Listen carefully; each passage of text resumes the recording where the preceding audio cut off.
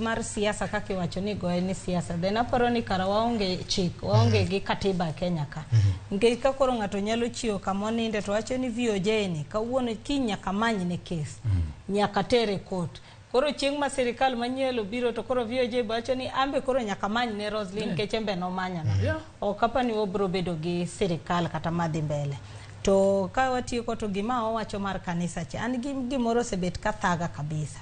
Sasa makata inidhie kanisa to ken kanisa ma convention kaka SK SDA kata Catholic ngeni ngeny gi keto ga tent oko to mwase bet kwa neno mag lemo gi luongo nango mag gone jiero kamano mar yiero gin tents madongo ngama chulo gi